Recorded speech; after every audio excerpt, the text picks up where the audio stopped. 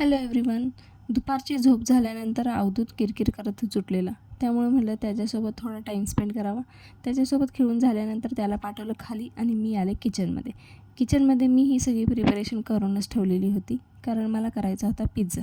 Pizza ready झाला, त्याला bake होण्यासाठी ठेवलं.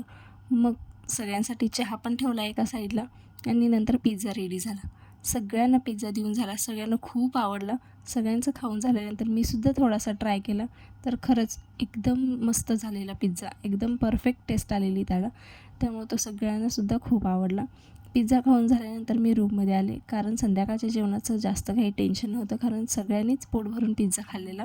त्यामुळे म्हटलं थोडं आपण रूम आवरून घ्यावी, कारण अवधूत खेळताना बेडवरती खूप पसारा करून ठेवतो. तो सगळा आवरला. त्याला सगळं खाली लागतं, त्याचे 2 उशा, पिलोज सगळं खाली लागतं. त्यामुळे त्यानं ते सगळं पसरून ठेवलेलं, ते सगळं आवरून ठेवलं. नंतर कपडे छान वाळलेले, ते सुद्धा सगळे जिथं तिथं ठेवले. बाय द वे, तुम्हाला जर या पिझ्झाची रेसिपी हवी असेल तर मला कमेंट बॉक्समध्ये नक्की सांगा, मी तुमच्यासाठी नक्की घेऊन येईन. तर तुम्हाला माझे व्हिडिओ कसे वाटतात हे सुद्धा नक्कीच कमेंटमध्ये सांगा. आणि तुम्ही माझ्या चॅनलवरती नवीन असाल तर माझ्या चॅनलला सबस्क्राईब नक्की करा. तर असा होता माझा आजचा दिवस. तुम्हाला माझा व्हिडिओ कसा वाटला हे नक्की सांगा. चला भेटू पुढच्या व्हिडिओमध्ये. बाय.